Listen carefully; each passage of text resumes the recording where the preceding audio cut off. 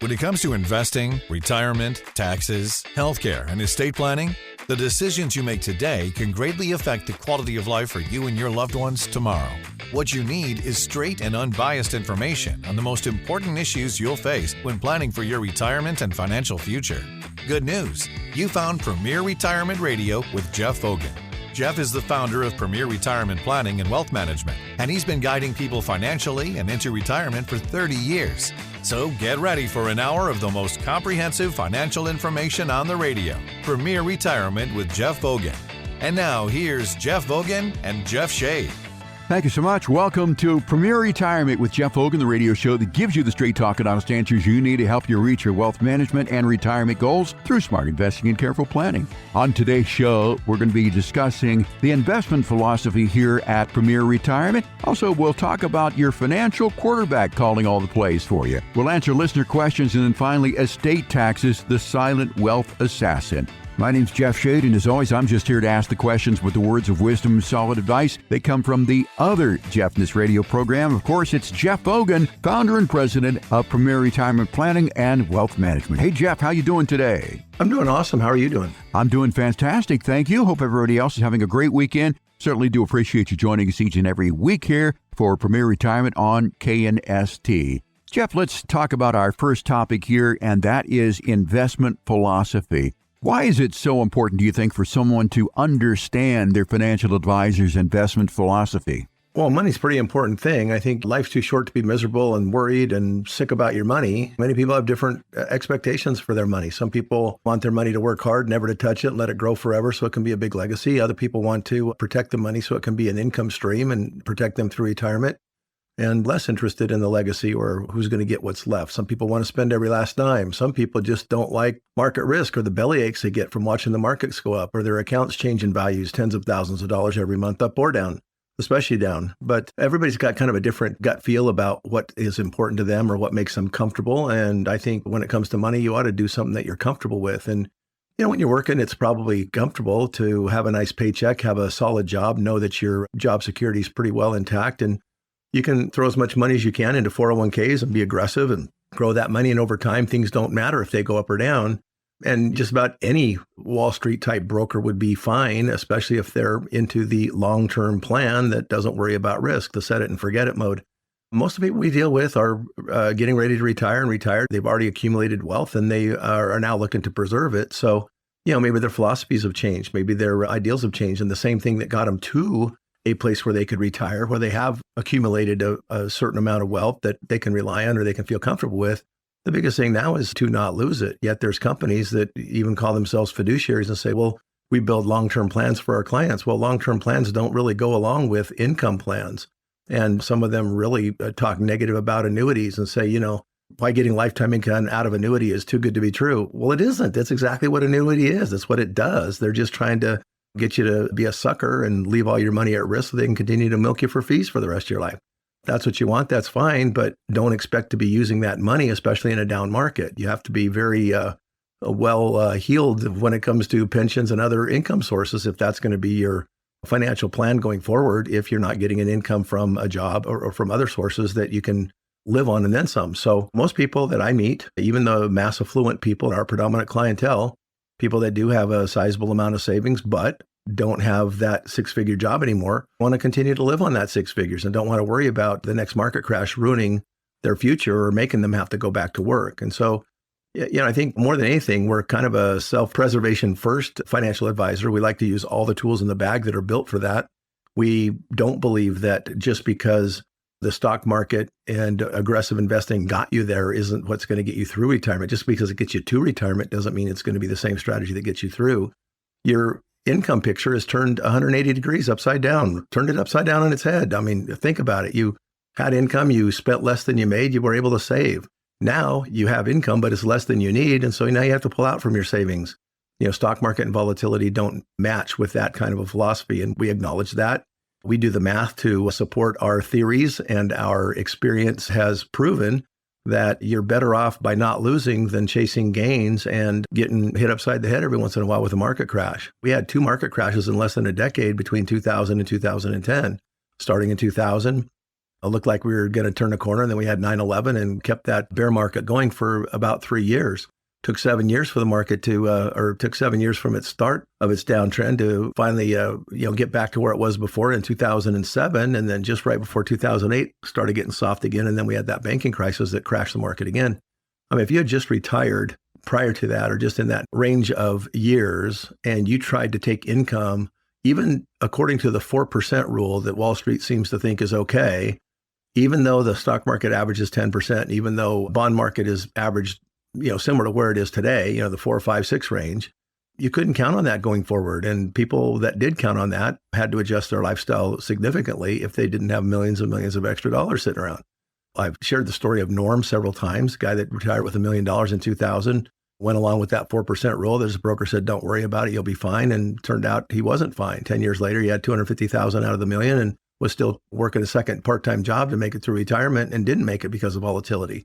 Wall Street doesn't care for you to know that. Wall Street doesn't care to do the math for you. Wall Street just wants to keep on, hearing that little sound, cha-ching, cha-ching, cha-ching, every time they do a trade on your account and every time you keep your money in the market. It plays into their hand, not into your hand. There comes a time in life where you need to balance the risk that you take with money that you can afford to lose or wait on or not use. And that can still be long-term money. I'm not saying you shouldn't be in the market. I'm just saying the money that's in the market still needs to be that money that you have a mindset of long-term. I don't really need that money. It can sit and grow, and I don't care if it goes down or up because I'm not using that money. Well, make sure you fill the gap between the Social Security paycheck and the pension paycheck, if you even have one, and your lifestyle needs before you start dabbling in risk, in my opinion. And so our philosophies are different. And I think after we've been on the radio several years and a TV show and things like that we've had, and we've kind of been out expressing our opinions based on 30 plus years of history and experience, where I've seen people go through crashes and get hurt. I've seen people that have protected their assets and go through crashes and not get hurt. And guess what? I'm on the team where my clients don't get hurt. And so we don't have high turnover. People come here like us. They stay here because they know that their money's safe. Now, every once in a while, we get somebody that's mad because they're not in the market and it goes up like crazy and they should have been in doubling their money in NVIDIA. Well, that's okay. You could have also got your money chopped in half in NVIDIA or, the next market crash too. So you have to weigh that. If you really are willing to expose yourself to that kind of risk of losing half your money in the market, then put your money in the market where you can double it. If that's really your goal, you're probably not a good fit here because I don't want to lose sleep over my clients' money, especially when they're retired needing income from it. So again, we've expressed that value system over and over again. I think the people who come here have already listened to that and they already know what they're going to get when they talk to me about a plan. And that is basically some peace of mind, some secure income, some confidence in their retirement that they are not going to run out of money, and then a reasonable amount of risk that sits well with their gut and their risk tolerance and things like that. So they can wake up every day and know that they can live their retirement dreams on their terms, go do the things that they want to do, join the golf club and not worry about the monthly maintenance dues and the membership, and go on their trips and ride first class if they want to, because they've already budgeted with guaranteed income from Social Security and other sources, and some safe income that's more predictable than just a what if, hold and hope income that the stock market provides, so that they can live a longer life, live a happier life, and not worry so much. I think worry is what kills you in retirement. It shaves years off your life, probably worse than tobacco, alcohol, or drugs. Stress is a bad thing, and you can stress out probably as much over money as anything that you could do to yourself. So take that off the table, and you'll live a little bit happier. You'll have a little bit more peace of mind. When you review your assets and realize that all the money you need to live on is not going backwards, even in the best markets or the worst markets, at least you're plugging away, kind of like the tortoise in the race, and you're going to get to the finish line. And very often you might even get there first, be beyond or ahead of those people that are taking risks like the hare, sprints and lays down to rest and sprints and has a correction and so forth. The market does that. So far, the market's been very resilient. It's given us a bunch of head fakes and really defying gravity for quite a while, more than I would have expected, more than a lot of smart money would have expected. We see a whole bunch of insiders, as in CEOs of companies, selling their stock. We see hedge funds selling stock. And we see the private investor, who is considered the less informed money, buying like crazy and driving the market up. So there's going to come a day when some of these things come to a head. Our jobs numbers recently haven't been all that good. A lot of the economic indicators haven't been good for a few years now. So are we going into recession?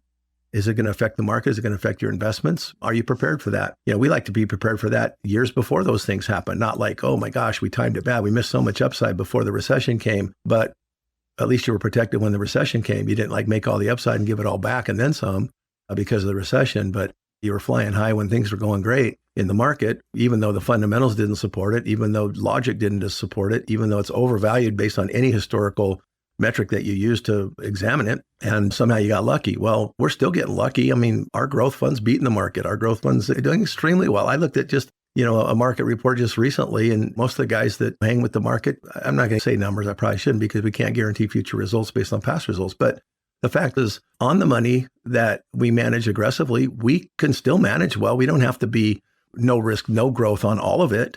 But to the extent that you're willing to risk and you're willing to know that the market could bite you in the rear just as bad as it could put a big old smile on your face when the markets go great. So again, I think mostly the balance and the correlation as a fiduciary, I think the correlation between your risk tolerance, where you are in life, has to dictate the type of money management that we do for you.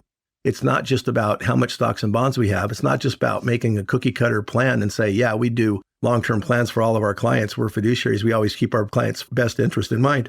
What if the client's best interest is not losing money? What if the client's best interest is not taking risk? What if the client's best interest is having income? What if the client's best interest is saving taxes? What if the best interest is having guaranteed income even if the money runs out? You can't do that with Wall Street products. You have to include some insurance products, some insured, secured, principal guaranteed products. Indexed annuities are some of those. LIRPs, life insurance retirement plans, can also provide that type of principal guarantee or principal protection and predictable income, and on a tax-free and a tax-favored basis, not only on income, but also on death benefit and growth. So, it's kind of like a Roth on steroids. We use those things too. Guess what? The Wall Street doesn't like that because it doesn't pay fees for the rest of your life. They might say, oh yeah, but they get a big commission up front. You know what? The commission is a marketing reimbursement for all the work that we do to get an insurance company business. And guess what? We don't get paid for the rest of our lives. We could choose to, but guess what? It doesn't have anything to do with taking money out of the clients like a fee to take it off the top. If you lose 10%, but the fee's 1%, you lose 11. If you make 10% and the fee's 1%, you make 9. On the LIRP, it's all included in the index annuities. It's basically principal guarantee plus whatever the index makes. The company takes care of me. You don't have to take care of me. And I'm saying me as an agent, us in particular, we like to use those type of products. Yeah, we get paid up front. We don't get paid commissions ongoing. We could choose to get paid commissions ongoing without a fee up front, but it makes no difference in the way that product is going to perform for the client. But we use those type of products. It's funny how Wall Street downplays those products when I look at what I'd be making as an advisor if I was getting fees on everything that I'd placed in these fixed products. And it would be about 3 times, maybe actually more like 5 or 6 times what I'm making now on management fees, because we parked a chunk of that money in something that would give my clients peace of mind and make them happy so that the rest of their money could remain in a place where they could manage the risk, not worry about it, and have not changed their lifestyle. So again, we use 5 pillars of planning.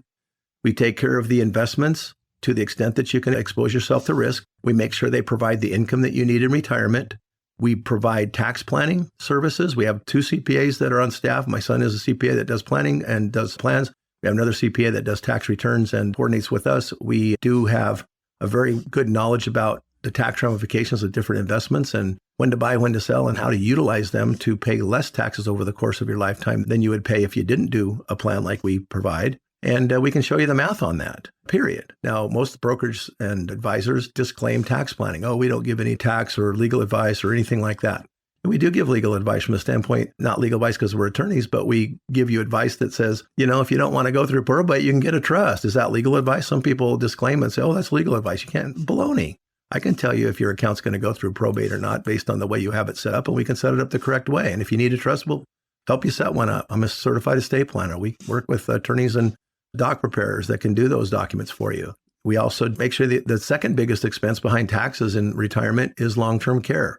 Does any of the broker dealers or advisors do long-term care? No, usually you have to go and find another agent. A lot of agents that only do long-term care like to sell you that pay-as-you-go plan that keeps going up in price and up in commission the longer you live, and pretty soon you can't afford it and you get blown out of it. We do long-term care planning either through asset-based long-term planning. Either you set aside assets that if you don't use, you get back and your family gets, or we combine it with certain annuity products and life insurance products that pay the death benefit early should you have to go to a long-term care facility. So you don't have to sell your house. So you don't have to cash in your retirement plans. You don't have to dissolve all the income providing assets that your spouse would need should you go to a nursing home and draw down assets. So again, there's 5 pillars of planning. It's the investment planning, the income planning, the tax planning, long-term care, any health risks are covered. And then the legacy planning, how you get all your stuff to who you want, how you want, when you want, with the least amount of taxes, trouble, avoiding probate, and all the other pitfalls that could happen to you at the end of that road. So I think it's a big difference when we call ourselves a comprehensive planner and we call ourselves a fiduciary. We definitely do the things, and we do have the tools, and we use all those tools in the tool bag to accomplish those things that we feel are best for the client. And not just what we feel is best for the client based on our knowledge and understanding of the market and the products that are available, but also based on what the client says their values and their interests are. And if they're not aligned, guess what? We'll say, hey, glad to meet you. Hope you have a nice day. Hope you find the perfect match for you if you want to take more risk, or you don't care about income, or you don't care about tax savings because you just want to swing for the fences and try to find the next NVIDIA or the next Microsoft or Google. Maybe you will, but most people who are getting to retirement already had that chance. They've already either done it or they haven't done it, and would be way too much risk to put all their eggs in that kind of a basket, in my opinion. So if you're on that same page, we'd be a good fit. But if we're not, then there's other people out there, plenty of other people out there. You hear them advertising. I tell you, all the things we do are not good things, and all the things they do are the perfect things. Well, everybody's got their own opinion. Everybody's got their own value system, but it really should match the clients. It should match your system if you're going to work with that advisor. And if you believe you're going to have a long-term relationship, we do plans for life. We expect people are going to be here, stay here, and not go anywhere else. We want to make that plan. We want to keep that plan. We want to monitor that plan for as long as they are around. We're going to be around. I've got 2 sons in the business. We're going to be around as long as they will. That's our goal. So if that matches up with somebody else's value system, then again, we're a good fit. And that's why we're a little bit different. We're talking about investment philosophy with Jeff Oken of Premier Retirement Planning and Wealth Management here in Tucson and Mesa. And again, you're hearing the program today. You want to preserve your wealth so you can have a better retirement. We invite you to give us a call here at 520-780-9059. You can make the call right now if you want. Leave your name, telephone number. Shelley will call you back during the week and set up a time for you to come in and sit down with Jeff and talk about his investment philosophy, what you're looking for out of a financial advisor, and see whether or not this could be a good fit for you. No cost, no obligation, 520-780-9059. Of course, you're online at premret.com, Premret.com. Jeff, football season is upon us here, and I want to talk about you being a financial quarterback. Now, that sounds pretty cool, but what exactly does that mean? A quarterback of who, or a quarterback of what? We play as a team. We have a really small team in the office. Some people say, like, how can you do so much and handle so many clients? And there's, I only see like 3 people running around the office, or 4 people, 5 people some days. And that's because we hand the ball off to experts. We can be the quarterback. I don't have to be every player on the team, but I have to have a really good receiver to pass to. I have to have good linemen to block and to protect our assets, to protect us from harm, right? And we have to have people we can hand the ball off to run it, to the slow and steady, just get it done people. So it's kind of like owning a football team. Football season just started recently, and I'm excited. It's my favorite time of the year. Love college ball, and pros are getting boring, but I watch that too. But if you're the owner of the team, you can hire a really good coach, or you could try to be the coach if you know all the plays, but probably you don't know all the plays, but you might have enough money to buy the team, right? So you can buy our team, our premier team. I can play coach and hand it off to different quarterbacks. And there's times that we do. There's times when the market is really weird and things happen. Actually, the market is really weird right now. And there are times when I share asset management with hedge fund managers that are doing a really good job, that seem to have more insight than I do. And I'd basically put them in as quarterback. But at this point, I can be player quarterback, and I can draft up the play, see if you like the type of scheme that we've drawn up. And if you like it, then I'll go in and we'll quarterback it. And when you say, Jeff, you've got control of the ball, then you've given me authority to call that play. If you want to make a touchdown, but you don't want to throw an interception through the next market crash, maybe you want to take it slow and easy and do some short screens and maybe a little bit of running up the middle and just block and play like the tortoise and just cruise to the finish line slow but sure. Whatever the plan is, whether you want to take risks and be a little bit crazy like some quarterbacks are or some teams play, or if you want to be more conservative and just be happy playing really good defense, have the best defense out on the field.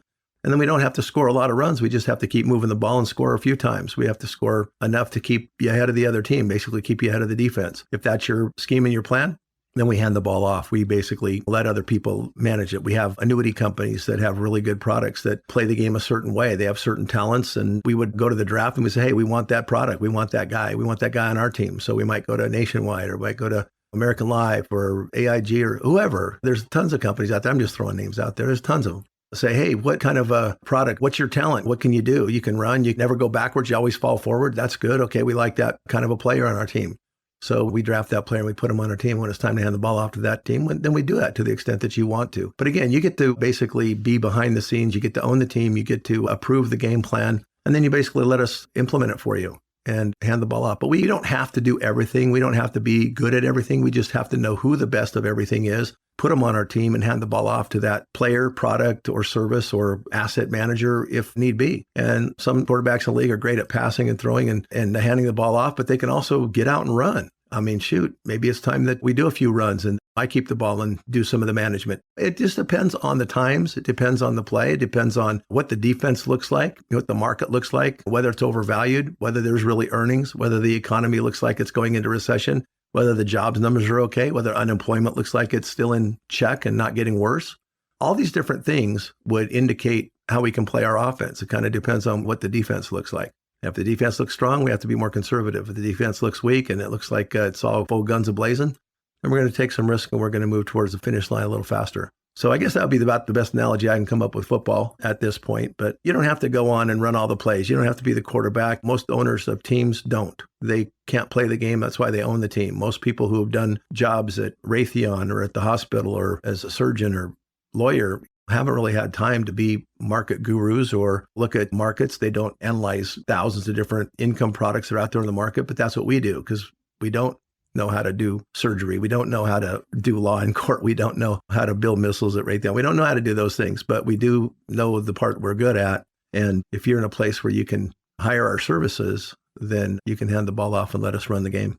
So, Jeff, it sounds like that you've got several key players here. Of course, you are the financial quarterback. You help with the investments and the retirement planning, but there's also the CPA or the tax advisor. I mean, we've got your son, Taylor, here. We've also got Kirsten, who handles the actual tax returns. But also, you've got estate planning attorneys for wills and trusts. You've got insurance specialists for risk management and sometimes even business advisors if you own a company. Basically, it's quite a comprehensive team here at Premier Retirement Planning and Wealth Management. So for our listeners who are hearing the program this morning, you want a comprehensive team and a financial quarterback who can pretty much throw the ball and score a touchdown for you. Then you want to give us a call here at Premier Retirement. Vet our team. See if we can do something for you to put you in the end zone. 520-780-9059 is our telephone number. You can make that call right now if you want. Schedule your appointment here with Jeff at Premier Retirement. No cost, no obligation, no judgment. It's just a chance for you to vet us and let us talk to you and see whether or not it's a good fit. Again, no cost, no obligation, entirely complimentary at 520-780-9059 or online at primret.com. Jeff, time for a break here on Premier Retirement. When we come back, we're going to be answering listener questions and then later on estate taxes, the silent wealth assassin, when our program continues here on 790 KNST, Tucson's most stimulating talk. You can't start a trip you've never taken without a plan, and you can't start your retirement journey without a comprehensive plan to get there safely. To request your no-cost Premier Retirement Roadmap, call 580-780-9059 or request it online at premret.com. Now back to more Premier Retirement with Jeff Hogan and Jeff Shea. Thank you so much for making us part of your weekend. You're listening to Premier Retirement with Jeff Hogan here on 790 KNST, Tucson's most stimulating talk. We're on the air for you 4 times a week. That's right. We're heard Saturdays at 7 a.m., 9 a.m., and 1 p.m., and also Sundays at 11 a.m. And if that's not good enough for you, we are available 24 hours a day, 7 days a week, 365 days a year on our podcast platform. Go to wherever you get your podcast, search for Premier Retirement with Jeff Hogan. You'll find this show and all of our past shows so you can stay on top of your journey towards a confident retirement. Again, our telephone number for your complimentary Premier Retirement Roadmap, 520-780-9059. It's not going to cost you a dime, and you can make that call right now. Okay, Jeff, time for listener questions. We'll kick it off with Wes, listening to us in Tucson, who's got a rather lengthy question. Wes says, I'm 43. I work for a large U.S. company. I have $450,000 in my 401k, another projected $150,000 in restricted stock units that will vest as I continue to work for my company, at $120,000 in the same company's stocks that I purchased through an employee stock purchase program. I have $300,000 left on my mortgage. I have $60,000 in student debt, but no other debts. I also have $70,000 in a high-yield savings account. I pay credit card charges off each month, and own my own car. I feel as though I'm sitting on an opportunity to grow investments by just allowing my company's stock to stay as it is and not reinvesting it somewhere. My company, as one of its benefits, offers financial support and retirement planning with some well-known investment firms. But when I've spoken with them, they help with forecasts for retirement, but not with other areas of my portfolio. Should I be worried about current world events? Am I on the right track? Well, I think you're on the right track from the standpoint of your age and the fact that you've started saving. I don't know what your income level is or what you expect to have in retirement, but some of those projections are really just projections. And be careful about the type of projected returns that they are putting on the stock market. If they look at a historical value of 10%, well, maybe, but I'm guessing if you got any diversification in that portfolio, it's not going to be 10% because it's not all stocks. I bet there's some bonds and some different types of things in there, not to mention some fees and things that you may or may not be aware of in the 401k. So the 401k may grow. I don't know what company you work for. I know that they've got 150,000 restricted stock and then 120. Again, that's about 40% of your total assets in one stock. That kind of concerns me a little bit. I mean, every good company doesn't have to stay a good company. I mean, Enron was a really great company where a lot of people kept 100% of their money in that one. And we know how that turned out. You know, again, all your eggs in one basket. And I don't know what the company is and how solid they are. I suppose, we could throw some names out there, but you never know what the competition is going to hold. We never know what regulators, what foreign countries or foreign companies might come up and be competitive. China's big. India's getting big. We've got a whole world economy that would love to take any large U.S. company down or get a piece of that market share just because it's a U.S. company and just because Trump's tariffs might or might not make it super safe. I don't know. I just think you're maybe a little bit heavy that way. If you're comfortable with it, that's fine. But you could also do a projection, not even using your company stock and say, hey, if I do my $450,000 in my 401k, let's say if it grows at, on an average of 6% basis, 7% basis, these are some really conservative number. And if I continue to put the max in and have the company match me, am I getting to that place? What are the conservative outlook? Look, without that company stock, could I afford to lose it?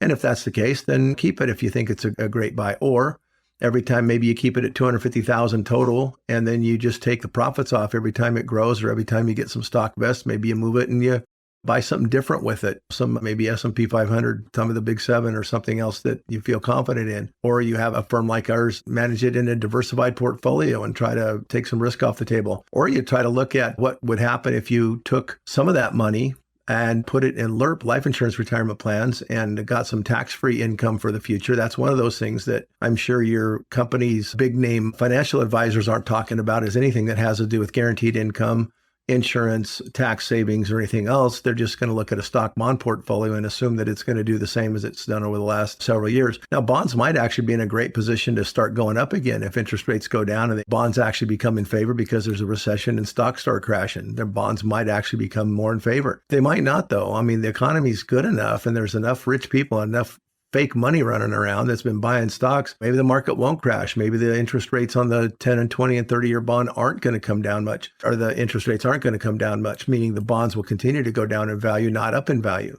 If interest rates overall start going down or people start flying to bonds as a hedge, then you could actually make some money on bonds where you might not make money on stocks. So you might look at how do we diversify that portfolio? How do we time the cycles in the market? I mean, we know over the last few years, bonds have been a bad bet. Yet some people still have 40% of their money in bonds because that's what they started with 20 years ago. And that's what they keep on doing. Well, over 30 or 40 years, is that really going to work out? Well, it will work out a lot better if you didn't lose 20% on your bond portfolio in the last couple of years, like most people have, and maybe went to the sidelines and had some short-term bonds making 4 or 5%, not losing money. Then we get into bonds again when we get into a recession and bonds start turning favorable. Then you make money there instead of losing money in your stock. So more active management will probably help you get to a more realistic average rate of return over the period of time than whatever somebody's just throwing out as a number, as if it's going to make X amount every year. It may average that over time.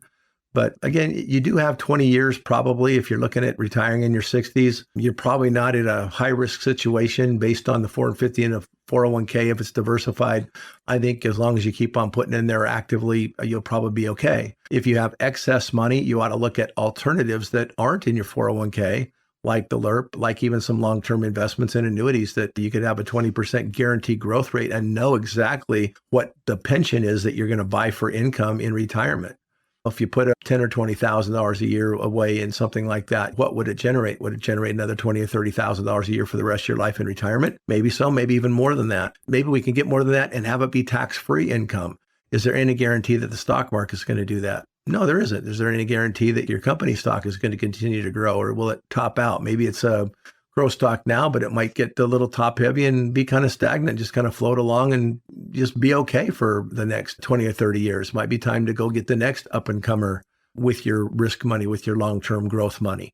I don't have enough information here to say whether your investments are smart or not smart, or if we think there could be a more appropriate way to put them. But I don't think it's a problem for you at your age, if you're going to work another 20 years, to worry too much about risk, other than the fact that you have one position that makes up about half of your investments. That would be my biggest concern, and why you might want to maybe reconsider. But again, I don't know what company it is. Maybe it's a company, if I heard about it, I'd say, you know what, that company, I probably have, a chunk of my money in.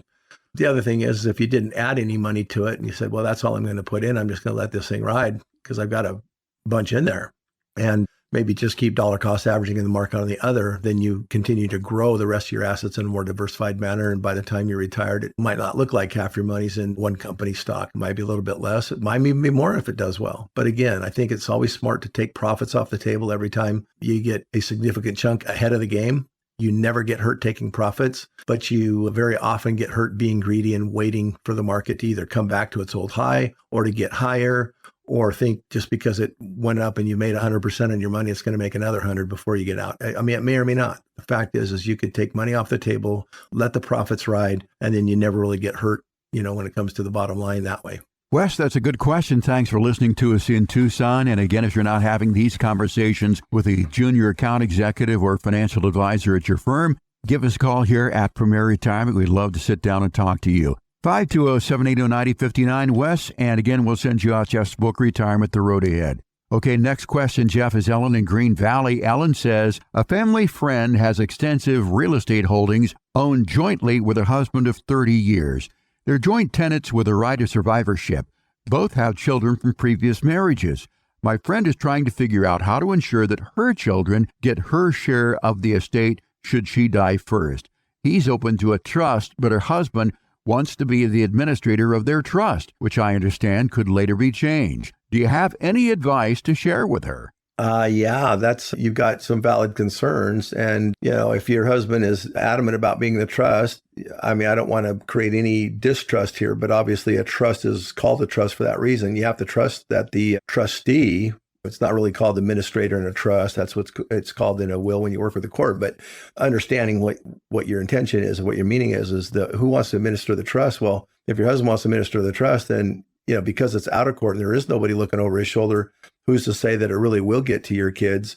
He might come up with some great excuse as to why they've treated him or his family badly once you died, and, has a reason to just keep everything because that's the way you set it up. The other thing is if you outlive him, the same thing could happen to you. He should be equally concerned that it could happen the other way. There are ways that you can actually have two trusts and have the trust be joint owners on the estate, so that whoever's in charge of that other trust, you could have one of your kids in charge of your trust, and he could have one of his kids in charge of his trust, so that there's always somebody in the other side of the family that's got to work with you to get their half of those assets when they're sold. I have clients that have done that before they met me, and clients that found out that that was probably the best thing to do after they met me, and that's how we've set it up.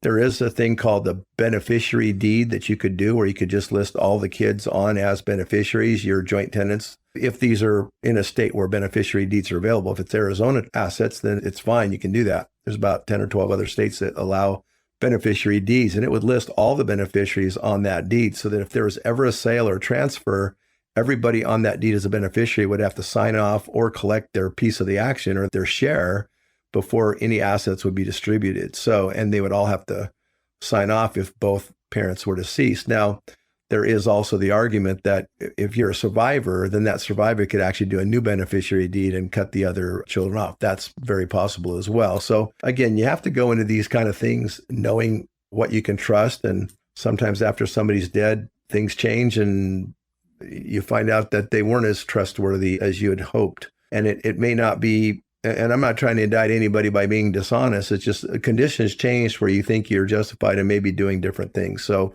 I've seen it happen too many times in the last 35 years or so. doing estate planning and trying to transfer assets out of trust. And sometimes families will fight tooth and nail, and sometimes a surviving spouse gets irritated enough because of the infighting that they just say, fine, they just write it off and maybe go in a manner that you would think is unfair if you're the deceased person. So I think maybe the two trusts would be, in my mind, the most logical and quickest way to solve that problem. That way, somebody is always representing the other half of the estate. Ellen, thanks for that question, of course, and give Jeff a call at 520-780-9059. If you got further questions, we're here to help you, and we'll send you out Jeff's book, Retirement: The Road Ahead. Jeff, next question is Bob, hearing us in Dove Mountain. Bob says, I've been listening to your radio show for years and have learned a lot. I would like your input. I'm 70, retired since I was 63, and have 2 government pensions, law enforcement and educational, and along with Social Security, I gross about $180,000 annually. I have $1.9 million in an IRA, $480,000 in a Roth IRA, and $225,000 in brokerage accounts. My question relates to my portfolio breakdown. All 3 accounts have about an 80-20 equity versus bond cash balance. We've been living primarily off my pensions, but plan on big family trips soon. We own our own home and have no loans. Should we keep this current portfolio balance, which has grown nicely since I can easily weather market downturns? Is 80% in equities too risky?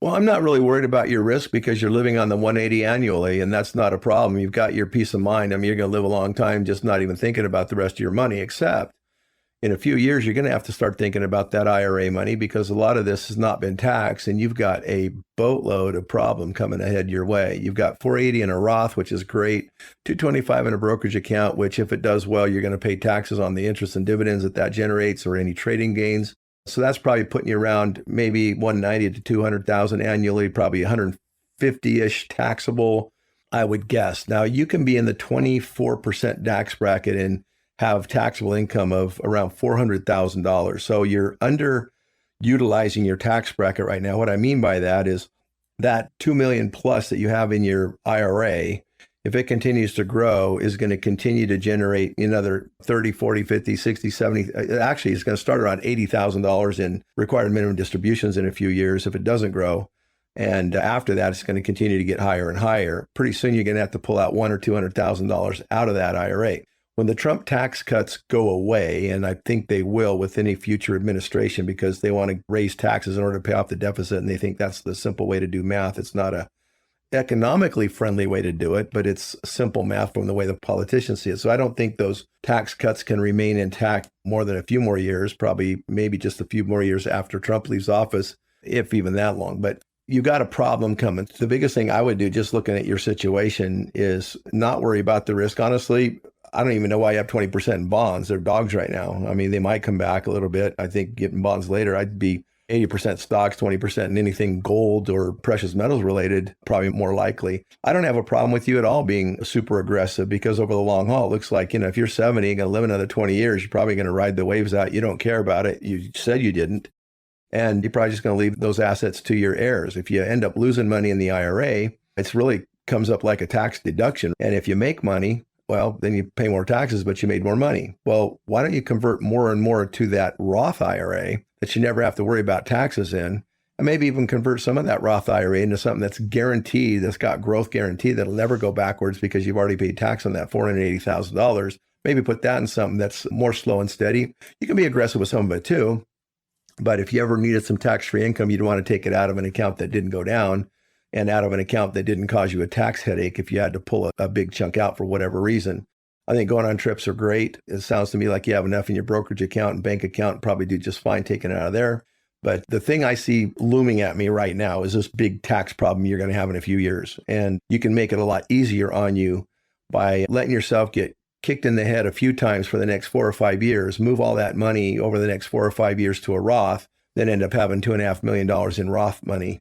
Actually, it'll take you a little bit more than 5 years, probably take you more like, maybe 6 years or so to convert enough of that IRA to Roths. Okay, you're in a tax bracket where you pay maybe $70,000 or $80,000 a year in taxes, but guess what? You'll go back to only paying about another $10,000 or $15,000 in taxes when you're done.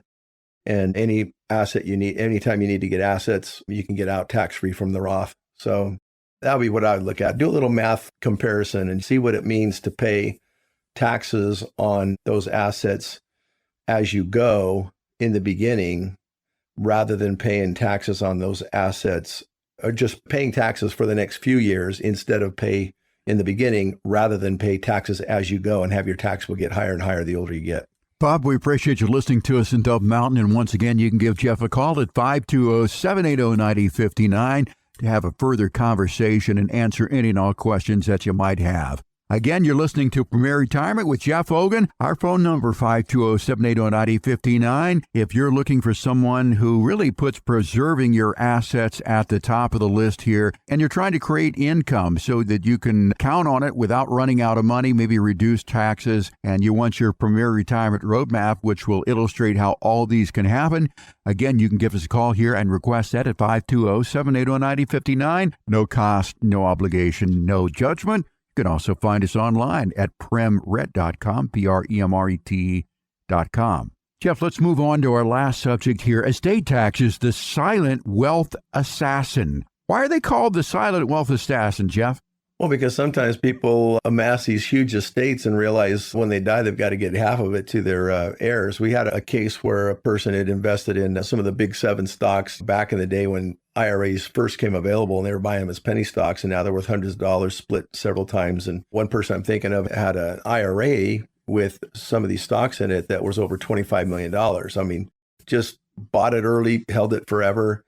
And this person is turning 73 and now has a problem wondering how to pay taxes on these crazy high $500,000 or more required minimum distributions. And actually it's more than that because some of it's Roth, but I think it's probably pushing $1 million and going to be in a horrible tax bracket. That's just the first problem. Not to mention he gets hit by a truck and then let's say the estate taxes haven't been paid. The kids are going to have to pay taxes on that money in the next 10 years. Depending on what tax bracket they're in, who knows, they'll probably lose 20 or 30 of that. But there's also an estate tax issue, depending on how they have their estate. Right now, the estate taxes are much higher than that particular account. They're not going to have to worry about it. But the consensus is that the estate tax limits are going to be dropping down to $4 million per person or a $7 million combined. That seems to be the numbers I'm hearing more often lately. There's all kinds of numbers floating out there. But eventually, the government says, hey, we've got to recoup some of these taxes for the deficit and all this stuff. And rich people shouldn't be allowed to be so rich. And we should redistribute the wealth. That's kind of the government's socialist leaning cry, right? So I don't think it's at all that they should even tap anybody who dies assets. Too bad that they have to get all the taxes from the kids and they accelerate it for 10 years. And it used to be you could generate income over the next 2 generations and you can't now. So they've already backed off on how easy you could pass assets to heirs without taxes, but they're trying to do it more. But let's just say if the estate tax in the next few years go to $7 million on a combined asset base, and they've got $2 million in assets plus this $25 million IRA, and by the way, they have more assets than that, but I'm just talking about this one particular case. They've got to come up with taxes on somewhere in the neighborhood of $20 million. And the tax bracket is 40%. And then their surcharges on certain amounts higher that as they go higher. So let's say 40% of 20, that's $8 million. That's got to come off the top. And then the kids have to withdraw the rest of those IRAs over the next 10 years. And depending on how many kids you have, how much is that going to mean that they have to pay in taxes? Are they still working and in a high tax bracket where it's going to cause them to go into a 40% tax bracket? It's really just a big money grab for the government, I think, is to tap these big estates. There's people that have bought real estate a long time ago or just got lucky and bought it in the right place. And now they're worth tens or 20s of millions of dollars and don't know what to do. They get a step up in basis on taxes and they think, oh, well, great. It gets a step up in basis. I don't have to pay tax. Well, yeah, you don't have to pay capital gains tax on the gains on the real estate. You don't have to pay capital gains tax on non-IRA stocks, bonds, things like that either. But the estate taxes shoot up to 40% pretty fast. So if you think you're going to be in the $5 or $10 million range when you die, even if you're not right now, you probably ought to start thinking about estate taxes because that's probably what the limit's going to be reduced to eventually. Right now it's over 25 million. So you don't have to really worry about it for most people in that category unless you've got more and more assets. And if you do, I'm guessing you've already talked to an estate planner. Most people in the 20 million plus have probably had that conversation with a CPA that's referred them with some sort of a plan. Some of them aren't that good. There's interesting ways you can go about it too. You can even create a charitable remainder trust where you don't even have to name the charities. You can name them actually on your death. And a charity only has to get 10% of your wealth, and they can actually pass that wealth out over more than 10 years, but over generations. This particular person that I'm talking to that had some of the big 7 stocks, we put a plan together for them and that showed their assets going to charity. And they end up giving like 2 or 3 times the amount of income to their heirs than they would have given had they just paid the estate taxes right away and paid the income taxes right away. So that's one way to look at it. There are some workarounds, but if you don't know about them, and if you think, well, my charity's my family, I'm giving everything to them, I'm not using a charity, but wait a minute. Sometimes the charity will save you enough in taxes and spread that money out longer to where the benefit is far better just by cutting the charity in on a very small basis to that asset base. So, and that's just one of many different avenues that we can go down. I mentioned earlier, we work as a team. One of the people that we have on the team is a guy that has worked for Pillsbury family, worked for Wells Fargo Estate. So this guy's got plenty of experience dealing with billions of dollars and huge estate problems. And anytime I have a harder question than some of these easy answers that I can give you on the radio, we've got him that we can hand the ball off to, or we can send him as quarterback and he'll make the play for us. I can sit out a play if there's a better quarterback for this particular situation. And sometimes he quarterbacks the estate taxes. So again, we have a team that has plenty of players. We're super deep off the bench. We can do these high-end plans. I mean, we can do simple ways. Some people like simple, but if you want to get really sophisticated and cool, we've got ways to do really sophisticated and cool. And you might like that, especially if you're really tax adverse. You think you've paid enough along the way like I have. I feel the same. And I don't want to pay any more just because I die. Well, the bottom line, Jeff, and I'll just add this, is what's the key to keeping your wealth in the family? Well, it's to be proactive. Start planning early. Coordinate your strategies and revisit your plan regularly. And don't let taxes silently take what you have built. If you're interested in estate tax planning and minimization and the difference between estate taxes and inheritance taxes, call us here at Premier Retirement. Talk to Jeff Hogan, 520-780-9059. We'd love to help you out. Entirely complimentary. That call is 520-780-9059. Check us out online at premrat.com, premret.com. Well, Jeff, out of time for this week. Thank you so much for your time. But again, I want to thank our great listeners for joining us here in the greater Tucson area. For Jeff Hogan, I'm Jeff Shade. Have a great weekend. We'll talk to you again next week right here with another edition of Premier Retirement on 790 KNST, Tucson's most stimulating talk.